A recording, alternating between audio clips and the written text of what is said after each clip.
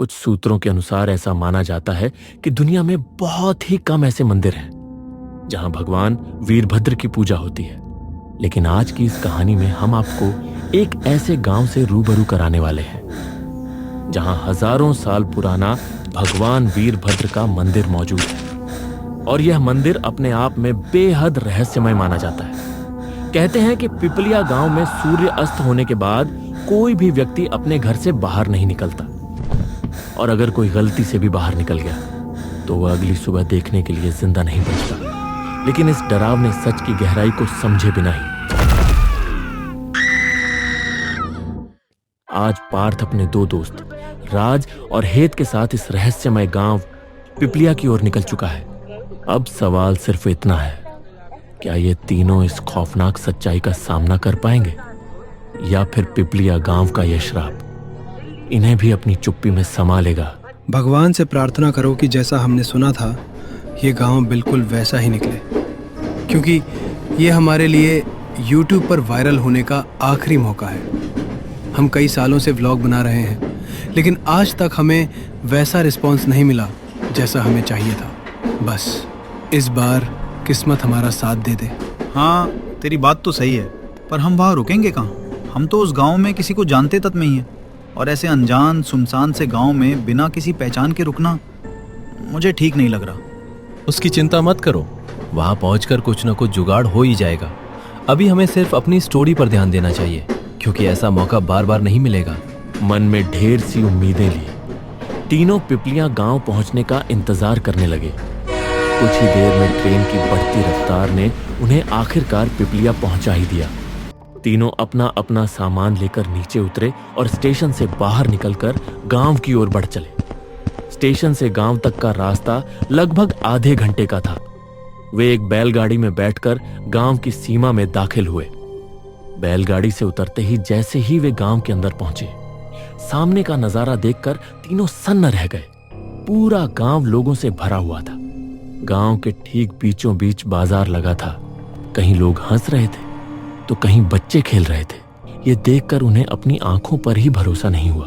तभी बेहद हैरान और निराश सी आवाज में हेत बोला, यार, हमें तो बताया गया था कि ये गांव बिल्कुल सुनसान रहता है, फिर ये सब क्या है? मुझे तो पहले से ही लग रहा था कि ये सब बेकार निकलेगा। यहाँ कुछ भी नहीं मिलने वाला। इतना लंबा सफर, इतना खर्च, और आखिर में हमारे हाथ क्या आया? सिर्फ वक्त और पैसे, दोनों की बर्बादी। तुम दोनों शांत हो जाओ, आपस में लड़ने से कुछ भी हासिल नहीं होगा। चलो किसी से पूछते हैं, शायद हमें यहाँ के बारे में कुछ पता चल जाए। इतना कहते ही पार्थ ने चारों तरफ नजर घुमाई।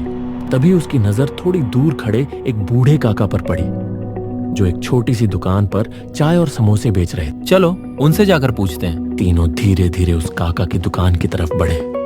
भीड़ और बाजार के शोरगुल को चीरते हुए वो सीधा चाय समोसे वाले काका के सामने जाकर रुक गए। उन्हें देखते ही दुकानदार चौंक गया। काका ने तीनों को ऊपर से नीचे तक देखा और हैरानी भरी आवाज में बोले, अरे बाबूजी, आप लोग इस गांव में यहाँ क्या करने आए हो?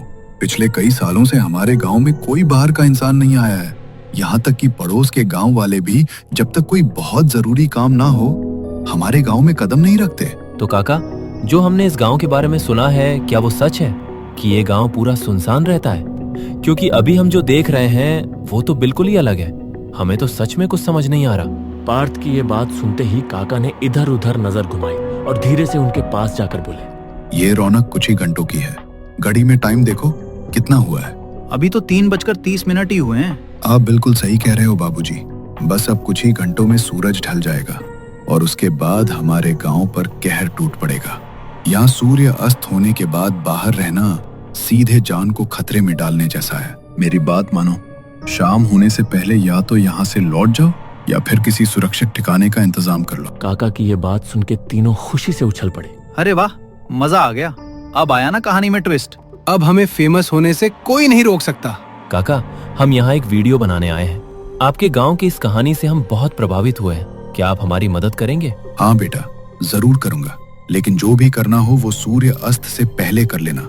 उसके बाद ना हम बाहर निकलेंगे ना आपको निकलने देंगे। अभी काका के ये शब्द पूरे ही हुए थे कि तभी गांव के बीचों बीच एक बूढ़ा आदमी आता है, जिसके हाथ में एक छोटा सा ढोल था। पल भर में उसने ढोल की थाप छेड़ दी और उसी के साथ वह बोल पड़ा, अपने अपने घरों में लौट जाओ, भागो, देखो सूर्य अस्त होने वाला है, खामोश के आने का समय हो चला है, जल्दी करो। उस आदमी की यह बात खत्म होते ही पूरे गांव में अचानक अफरा तफरी मच गई। जो बाजार कुछ पल पहले तक लोगों की आवाजों और हंसी से गूंज रहा था, वहां अब घबराहट फैल चुकी थी। इधर पार्थ, हेत और राज तीनों हैरानी भरी आंखों से ये बदलता हुआ नजारा देख रहे थे। तभी काका बिना कुछ कहे अपना ठेला समेटने लगे। फिर अचानक पार्थ का हाथ मजबूती से पकड़कर उसे खींचते हुए अपने घर की तरफ दौड़ पड़े। ये देख हेत और राज भी घबराकर उनके पीछे पीछे भागने लगे। देखते ही देखते कुछ ही मिनटों में पूरा पिपलिया गांव सन्नाटे में डूब गया। हर दुकान पर ताले लटक रहे थे, हर घर की खिड़कियों पर पर्दे गिर चुके थे और हर दरवाजा अंदर से बंद था। वहीं दूसरी तरफ काका घर पहुंचते ही पार्थ का हाथ छोड़ देते हैं और जल्दी से दरवाजा बंद करके खिड़की के पर्दे गिराने लगते हैं। वो तीनों काका को अजीब और सहमी हुई नजरों से देखते जा रहे थे। तभी उस खामोशी को तोड़ते हुए हेत अचानक बोल पड़ा, काका ये क्या कर रहे हो आप? और ये सब क्या है? सब लोग तो ऐसे डर रहे हैं जैसे कोई भूचाल आने वाला हो। अरे बेटा, ये तो उससे भी ज्यादा बुरा है। ये कोई भूकंप नहीं है, कोई तूफान नहीं है, ये तो इन सब से भी ज्यादा खतरनाक है। उसका नाम है खामोश। हाँ बेटा, खामोश। घर से जरा सी भी रोशनी बाहर निकली तो समझ लेना खामोश आ जाएगी, और उसकी वो आवाज, उसे सुनते ही इंसान अपने आप पर काबू नहीं रख पाता। वो तुम्हें अपने वश में कर लेती है और फिर एक ही झटके में तुम्हारी जान निकाल लेती है।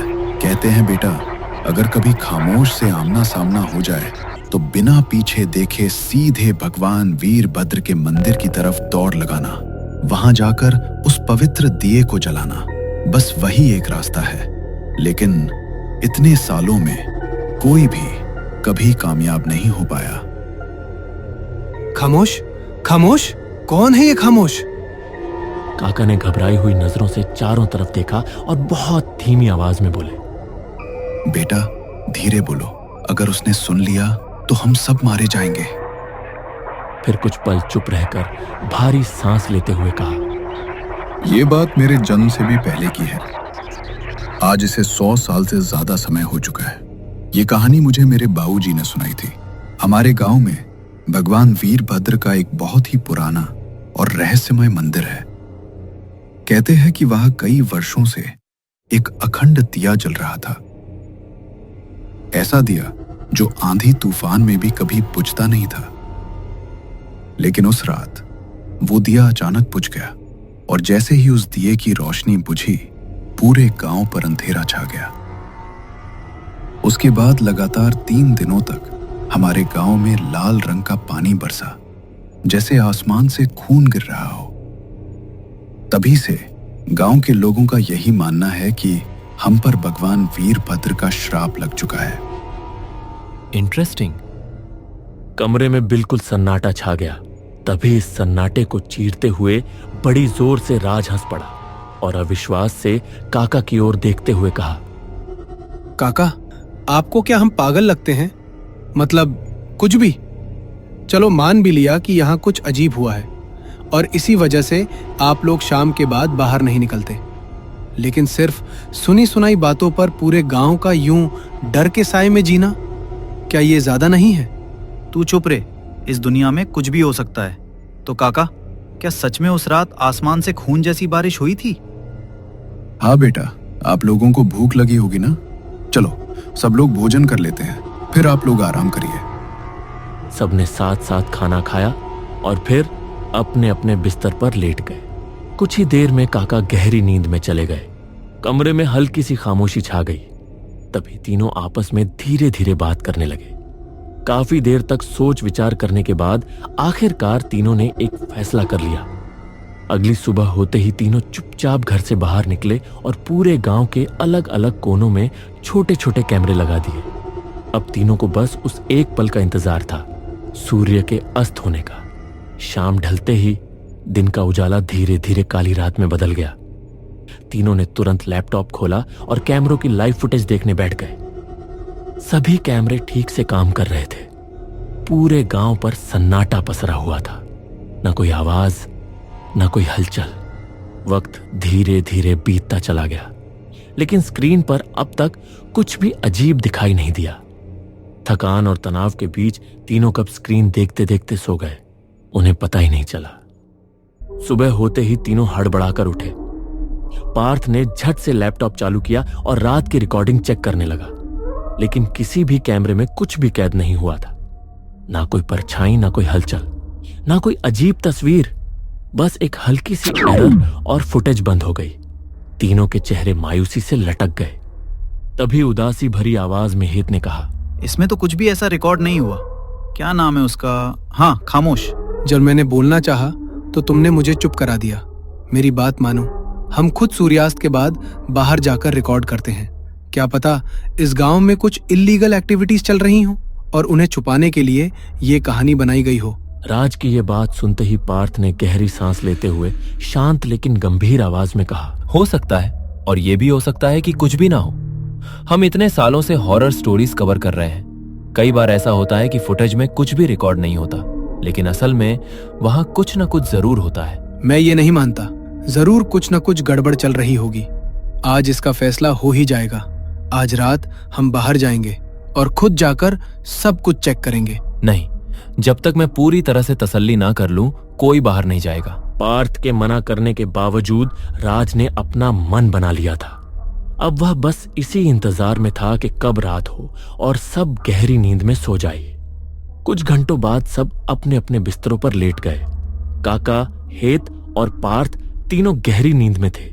तभी राज चुपचाप उठा और बहुत धीरे से घर का दरवाजा खोल दिया। जैसे ही वह बाहर निकला, एक तेज और बेहद ठंडी हवा का झोंका उसके चेहरे से टकराया। राज एक पल को सिहर गया। वह संभलते हुए आगे बढ़ा और धीरे धीरे गांव के बीचों बीच पहुंच गया। फिर पास खड़े एक पेड़ के पीछे जाकर छिप गया, ताकि अगर कोई बाहर निकले तो उसे देख न सके। कुछ ही मिनट बीते थे कि हवा में एक अजीब सी सड़ी हुई दुर्गंध फैलने लगी। राज को बेचैनी सी होने लगी। उसके माथे से पसीना टपकने लगा। तभी अचानक उसके ठीक पीछे से कोई गुजरा। राज सिहर गया। उसने झटके से पीछे मुड़कर देखा, लेकिन वहां कोई नहीं था। तभी बहुत हल्की सी घुंघरुओं की आवाज सुनाई दी और देखते ही देखते वही आवाज चारों तरफ गूंजने लगी। राज डर के मारे वही का वही जम गया। फिर अचानक सब कुछ शांत हो गया। इतनी भयानक खामोशी कि जैसे सांस लेना भी गुनाह हो। राज ने मन ही मन सोचा कि अब वो बच के निकल सकता है। उसने पूरी हिम्मत जुटाई और पूरी ताकत से काका के घर की तरफ दौड़ पड़ा। लेकिन उसी पल एक तेज रेत का तूफान उठ खड़ा हुआ। चारों तरफ बस मिट्टी ही मिट्टी उड़ रही थी। राज ने आंखें खोलकर देखने की कोशिश की और तभी तूफान अचानक थम गया।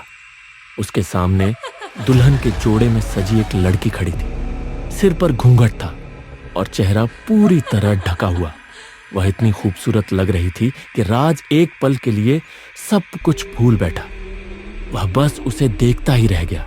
धीरे, बहुत धीरे वह लड़की उसकी तरफ बढ़ने लगी और जैसे ही वह उसके बिल्कुल पास पहुंची, उसने एक ही झटके में अपना हाथ राज के पेट के आर पार कर दिया। राज दर्द से चीख उठा। तभी उस लड़की ने अपने होठों पर उंगली रखी और बहुत अजीब कांपती हुई आवाज में कहा, खामोश। राज के मुंह से अचानक खून बहने लगा। उसकी आंखें फटी की फटी रह गई और अगले ही पल उसका शरीर वहीं ढेर हो गया। एक हल्की सी सिसकी हवा में घुल गई और उसी खामोश पल में राज की सांसें हमेशा के लिए थम गई। सुबह होते ही पूरे गांव में हंगामा मच गया। राज की लाश देखते ही लोग सिहर उठे। डर और फुसफुसाहटें हर तरफ फैल गईं। गांव वालों की आवाज सुनकर पार्थ और हेत घबराकर बाहर निकले। भीड़ को चीरते हुए दोनों आगे पहुंचे और जैसे ही उनकी नजर जमीन पर पड़ी, उस लाश पर गई। दोनों के पैरों तले जमीन खिसक गई। राज, उनका दोस्त, अब जमीन पर निस्पंद पड़ा था। पार्थ वहीं घुटनों के बल बैठ गया। हेत की आंखों से बिना आवाज के आंसू बहने लगे। दोनों राज के पास बैठ गए। न कोई चीख, न कोई सवाल, बस एक गहरा सुन्न कर देने वाला सदमा। आंसू भरी आंखों से वे बस उसे देखते रहे, मानो अब भी यकीन करने की कोशिश कर रहे हो कि ये सब सच नहीं है। तभी भीड़ को चीरते हुए काका आगे आए। उनकी आवाज कांप रही थी।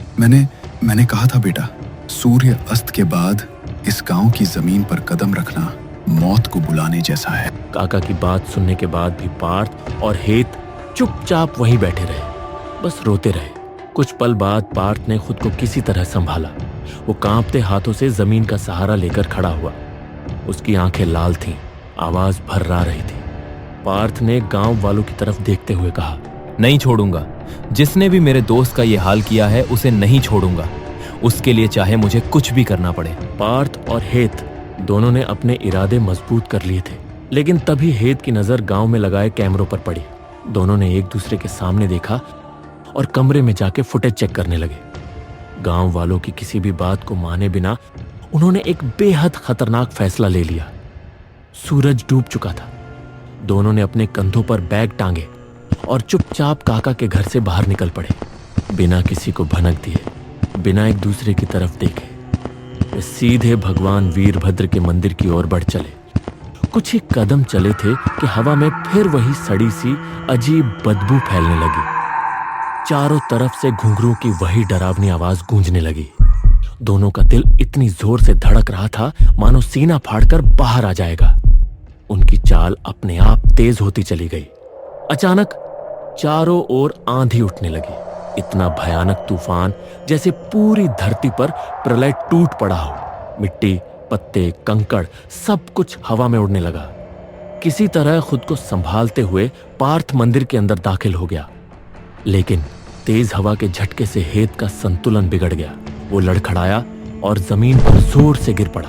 उसी अफरा तफरी में पार्थ का ध्यान भी भटक गया। अगले ही पल उसका सिर एक पत्थर से जा टकराया। एक सूखी सी आवाज गूंजी और पार्थ वहीं गिरकर बेहोश हो गया। बाहर जमीन पर पड़े पड़े हेत को बस इतना ही लगा कि शायद अब पार्थ ने भी उसका साथ छोड़ दिया। पार्थ उठ। पार्थ की तरफ से कोई जवाब नहीं आया। हेत फूट फूट कर रो पड़ा, लेकिन उसी पल उसने खुद को संभाला। वो कांपते पैरों से खड़ा हुआ और बिना एक पल गवाए मंदिर के अंदर दौड़ पड़ा। अंदर चारों तरफ अंधेरा था। टूटी हुई दीवारें, झड़ी हुई छत और बीचों बीच सालों से बुझा पड़ा वो पवित्र दिया। हेत ने झट से अपने कंधे से बैग उतारा, दिए के चारों तरफ जमी धूल को साफ किया, उसमें नई बाती डाली और तेल उंडेल दिया। कांपते हाथों से उसने माचिस जलाई, लेकिन उसी पल तेज हवा का एक जोरदार झोंका आया और माचिस बुझ गई। हेत की आंखों में आंसू भर आए। उसने फिर से माचिस जलाई, फिर वही हुआ, तेज हवा और माचिस फिर बुझ गई। देखते देखते पूरा माचिस का पैकेट खाली हो गया। अब उसे समझ नहीं आ रहा था कि वो क्या करे।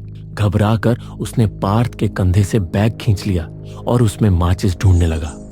तभी कहीं बहुत पास से घुंघरुओं की ऐसी भयानक आवाज गूंजी कि हेत के कानों से खून बहने लगा। हेत दर्द से तड़प उठा और जोर से चीख पड़ा। कौन हो तुम? क्या चाहते हो? मेरे दोस्त को क्यों मार दिया? सामने आ। हेत की चीख अभी हवा में गूंज ही रही थी कि अचानक दुल्हन का जोड़ा पहने खामोश उसके सामने आ खड़ी हुई। घूंघट से ढका हुआ चेहरा, बिल्कुल शांत, लेकिन उसी शांति में एक ऐसा डर छुपा था जो रूह तक जमा दे। ठीक राज की तरह ही हेत भी उसे देखते ही मानो सम्मोहित हो गया। उसकी आंखें पल भर को भी नहीं झपक रही थी। खामोश ने धीरे से मंदिर के बाहर की ओर इशारा किया। बिना एक शब्द बोले, बिना कोई विरोध किए, हेत चुपचाप मंदिर से बाहर निकल गया। धीरे, बहुत धीरे खामोश उसके पीछे बढ़ी। कुछ ही पलों में वो उसके बिल्कुल सामने खड़ी थी और फिर एक ही झटके में उसने अपना हाथ हेत के पेट के आर पार कर दिया। हेत की दर्द भरी चीख पूरे गांव में गूंज उठी। अगले ही पल उसका बेजान शरीर मंदिर के आंगन में धड़ाम से जमीन पर गिर पड़ा। खामोश। कौन है खामोश? क्या ये गांव कभी इस श्राप से मुक्त हो पाएगा? अगर आपको इस कहानी ने डरा दिया तो लाइक जरूर करें और सब्सक्राइब करें तंत्रवाद टेल्स को, क्योंकि सोचिए कितनी और ऐसी कहानियां छुपी है जो अभी आप तक नहीं पहुंची। और याद रखिए, हर कहानी एक रहस्य से बंधी है।